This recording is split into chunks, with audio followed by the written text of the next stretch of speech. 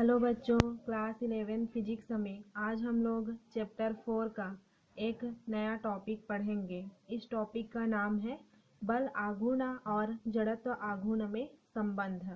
हम लोगों ने बल आघूर्ण क्या है, जड़त्व आघूर्ण क्या है, इनके लिए व्यंजक पहले वाले वीडियो में निकाल चुके हैं। तो आज हम लोग देखेंगे कि हम लोग का बल आघूर्ण टाउ और जड़त्व आघूर्ण आई में क्या संबंध होता है उसको। तो उसके लिए देखिए हम लोग कैसे सॉल्व करते हैं। माना कि किसी पिंड के अक्ष के परितः कोणीय वेग ओमेगा तथा कोणीय त्वरण अल्फा है और घूर्णन अक्ष से दूरी r तथा रेखीय त्वरण a है। एक चीज ध्यान दीजिएगा, कोणीय त्वरण को हम लोग अल्फा और रेखीय जो त्वरण है उसको a माने हैं। तब न्यूटन के गति के द्वितीय नियम से हम लोग न्यूटन के गति का द्वितीय नियम जानते हैं। तब न्यूटन के गति के द्वितीय नियम से क्या होता है उसको देखिए। F equal to m a, Newton के गति का द्वितीय नियम हम लोग का होता है F equal to m a, जहाँ पे F बल, m द्रव्यमान और a हम लोग का त्वरण होता है, रेखीय त्वरण a। अब देखिए F m का m जो रेखीय त्वरण होता है वह हम लोग का कोणीय त्वरण और दूरी के गुणनफल के बराबर होता है। तो a equal to alpha into r होता है।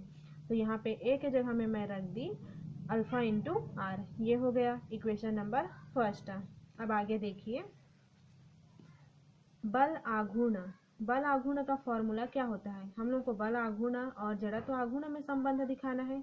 तो बल आघूर्ण का फॉर्मूला क्या होता है, एक बल गुणित बल की क्रिया रेखा की अक्ष से लंबवत दूरी। तो बल आघूर्ण को हम लोग टाउ से व्यक्त करते हैं, तो यहाँ पे उसको मैं रख दी टाउ। और एक बल को हम लोग कैपिटल F, ठीक है। और बल की क्रिया रेखा से अक्ष से लंबवत दूरी, तो दूरी को मैं क्या मानी हूँ, स्मॉल r, तो यहाँ पे रख दी स्मॉल r। टाउ का टाउ एक कट में गलत की थी इसलिए कट की हूँ नीचे में, ये टाउ है, उसको आप लोग मत लिखिएगा टाउ। फिर f का वैल्यू मैं अभी समीकरण पहला में क्या निकाले हूँ, m इंटू अल्फा आर, तो इसको लाके मैं f के जगह में रख दी। फिर r का r यहाँ पे क्रॉस करके रख सकते हैं, क्रॉस r का r। फिर ये कहाँ से आया, इक्वेशन नंबर फर्स्ट से। टाउ का टाउ, फिर m का m और अल्फा का अल्फा और r का r का स्क्वायर हो गया।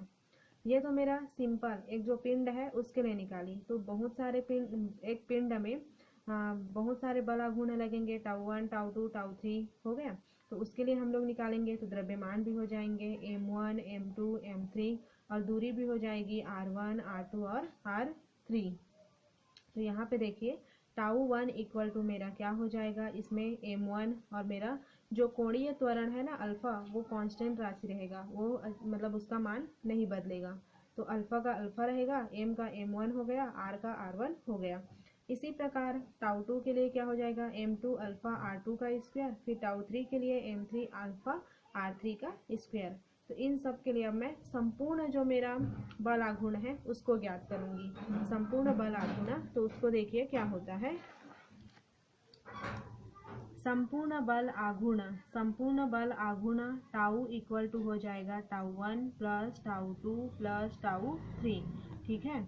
जो मेरा संपूर्ण बल आघूर्ण है वह मेरा हो जाएगा tau equal to tau 1 plus tau 2 plus tau 3 plus dash dash dash. उसके बाद देखिए टाउ का मैं टाउ रखी, फिर टाउ 1 टाउ 2 टाउ 3, इसका वैल्यू मैं यहाँ पे निकाल के रखी हूँ। देखिए यहाँ पे टाउ 1 टाउ 2 टाउ 3, तो इसको ले जाके मैं यहाँ पे रख दी। यहाँ पे टाउ का टाउ 1 का है मेरा m1 अल्फा r1 का स्क्वायर, फिर प्लस टाउ 2 का है m2 अल्फा r2 का स्क्वायर, फिर प्लस टाउ 3 का है m3 अल्फा r3 का स्क्वायर, डेस डेस डेस। फिर टाउ का मैं टाउ रख दी। इसमें से कॉमन क्या है, अल्फा दिख रहा है, तो यहाँ पे अल्फा मैं कॉमन कर दी। फिर मेरा यहाँ पे आएगा m1 r1 का स्क्वायर, फिर प्लस m2 r2 का स्क्वायर, फिर प्लस m3 r3 का स्क्वायर, प्लस डेस डेस डेस। फिर टाउ का टाउ अल्फा का अल्फा, और इसको मैं कैसे लिख सकती हूँ, सिग्मा i इक्वल टू 1 से n m i r i का स्क्वायर। क्योंकि i का मान जब मैं 1 रखूंगी तो m1 r1 का स्क्वायर ये मिल जाएगा, जब i का वैल्यू मैं 2 रखूंगी तो m2 r2 का स्क्वायर ये मिल जाएगा, जब 3 रखूंगी तो m3 r3 का स्क्वायर ये वाला मिल जाएगा। अब टाउ का टाउ अल्फा का अल्फा, और हम लोग जड़त्व तो आघूर्ण के लिए फॉर्मूला क्या जानते हैं, आई इक्वल टू इतना होता है ना, sigma i, capital i equal to होता है sigma small i equal to 1 से n m i r i का स्क्वायर। तो इतना की जगह मैं क्या रख सकती हूँ, आई। तो यहाँ पे टाउ का टाउ, अल्फा का अल्फा, और यहाँ पे आई मैं रख दी। अब देखिए टाउ का टाउ, फिर ये आई और ये अल्फा। तो ये हम लोगों का क्या है, बल आघूर्ण और जड़त्व आघूर्ण के आघूर्ण में संबंध है, क्योंकि यहाँ पे टाउ क्या होता है, बल आघूर्ण, आई क्या होता है, जड़त्व आघूर्ण, और अल्फा क्या होता है, कोणीय त्वरण। तो हम लोग को क्या दिखाना था, बल आघूर्ण तथा जड़त्व आघूर्ण में संबंध है। तो यही बल आघूर्ण है, ये जड़त्व आघूर्ण है, दोनों में रिलेशन हो गया। यही अभिष्ट बल आघूर्ण और जड़त्व आघूर्ण में संबंध है। ठीक है, इस प्रकार से हम लोग बल आघूर्ण और जड़त्व आघूर्ण में संबंध निकाल सकते हैं। तो आई होप आप लोगों को ये चीज समझ आया होगा। अब आगे हम लोग देखते हैं, इसके बाद हम लोग एक नया टॉपिक पढ़ेंगे। ये नया टॉपिक छोटा छोटा जो रिलेशन है उसको दिखा रही हूँ मैं। अभी हम लोगों ने जो जड़त्व आघूर्ण था उसका हम लोगों ने जड़त्व आघूर्ण का बल आघूर्ण के साथ संबंध देखे। अभी अब कोणीय संवेग और जड़त्व आघूर्ण में संबंध देखेंगे। ठीक है, तो कोणीय संवेग और जड़त्व आघूर्ण इन सब के बारे में तो हम लोग डिस्क्राइब करके पढ़ चुके हैं। तो आज हम लोग देखते हैं कि कोणीय संवेग और जड़त्व आघूर्ण में संबंध क्या होता है उसको। तो इसके लिए देखिए हम लोग कैसे करेंगे। माना कि किसी पिंड का किसी अक्ष के परितः कोणीय वेग ओमेगा है। ठीक है, जो मेरा किसी अक्ष के परितः जो कोई पिंड है उसके अक्ष के परितः मेरा जो कोणीय वेग है वह ओमेगा है। घूर्णन अक्ष से दूरियां क्या है, r1 r2 r3 है। ठीक है, पर स्थित जो द्रव्यमान है m1 m2 m2 m3 द्रव्यमान के कणों के रेखीय वेग क्रमशः v1 v2 v3 है। जो दूरियां हैं वह r1 r2 r3 है, द्रव्यमान m1 m2 m3 है, और रेखीय वेग क्या है मेरा v1 v2 v3 है। तब देखिए यहाँ पे m1 द्रव्यमान के कण का रेखीय संवेग, m1 द्रव्यमान के कण का रेखीय संवेग, संवेग बराबर क्या होता है, p बराबर मेरा m भी होता है, p बराबर m भी। तो यहाँ पे m भी, तो m का m1 और v का v1, क्योंकि यहाँ पे r1 r2 r3 m1 m2 m3 v1 v2 v3 करके मैं मानी हूँ। तो यहाँ पे रेखीय संवेग m1 v1 हो जाएगा। और हम लोग जानते हैं v क्या होता है हम लोग का r ओमेगा। तो यहाँ पे देखिए m1 का m1 और r की जगह में r1, क्योंकि पहले के लिए मैं इसमें मानी हूँ r1 देखिए, और ये v1 बराबर में रख दी r1 ओमेगा, यहाँ पे r1 ओमेगा। अब इसलिए m1 द्रव्यमान के कण का घूर्णन अक्ष के परितः कोणीय संवेग, कोणीय संवेग को पहले के लिए मैं L1 लिखी, तो यहाँ पे मेरा क्या हो जाएगा, इसको मैं पूरा ज्यों का त्यों रख दूंगी m1 r1 ओमेगा। और बस इसमें एक चीज़ और करूँगी, जो r1 जो दूरियां हैं उसका एक मैं मल्टीप्लाई करूँगी। तो m1 r1 omega cross r1, फिर L1 कोणीय संवेग पहले के लिए मैं L1 ले ली, तो ये m1, फिर ये r1 दो ठो है तो r1 का स्क्वायर, फिर ओमेगा।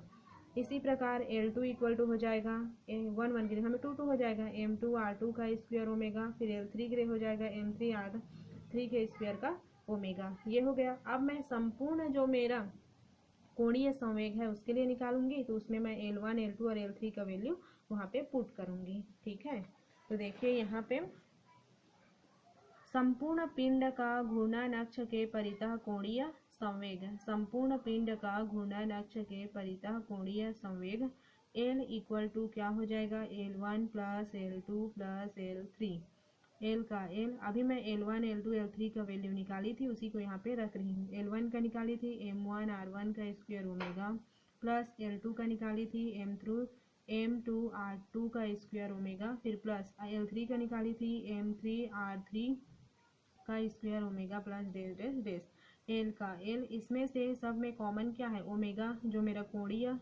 वेग है वही कॉमन दिख रहा है ना, ओमेगा ओमेगा ओमेगा, तो यहाँ से मैं ओमेगा कॉमन कर दी।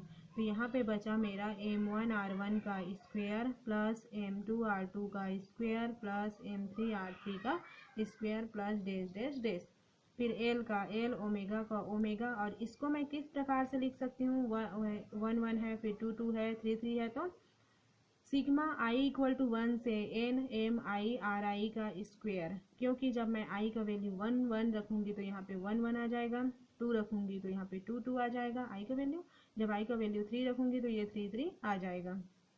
एल का एल, ओमेगा का ओमेगा, और इतना वैल्यू किसका होता है, जड़त्व आघूर्ण का होता है। ठीक है, आई इक्वल टू हम लोग का होता है सिग्मा आई इक्वल टू 1 से n m i r i का स्क्वायर। तो इतना के जगह में मैं रख दी आई, तो एल इक्वल टू मेरा आई ओमेगा हो गया। ये एल क्या है, मेरा कोणीय संवेग है, और आई क्या है, जड़त्व आघूर्ण है। तो हम लोग को क्या दिखाना था कि कोणीय संवेग और जड़त्व आघूर्ण में संबंध है, तो यही हम लोग का है, यही कोणीय संवेग और जड़त्व आघूर्ण में संबंध है, जहाँ एल मेरा क्या है, कोणीय संवेग है, आई क्या है, जड़त्व आघूर्ण है, और ओमेगा क्या है, कोणीय त्वरण है। तो आई होप आप लोगों को कोणीय संवेग और जड़त्व आघूर्ण में संबंध समझ में आया होगा। और इससे पहले हम लोग देखें, हम लोगों का बल आघूर्ण और जड़त्व आघूर्ण में संबंध, वह भी आप लोगों को समझ आया होगा। और अभी हम लोग देखें कोणीय संवेग और जड़त्व आघूर्ण में संबंध। इस प्रकार से 2-3 और संबंध है, उसको हम लोग धीरे धीरे करके देखेंगे। रिलेशन को अधिकतर पूछा जाता है, इसका डेरिवेशन वगैरह तो डेफिनेशन करके देख चुके हैं, तो अच्छे से पढ़िएगा। आज की वीडियो में इतना ही रखते हैं। Thank you.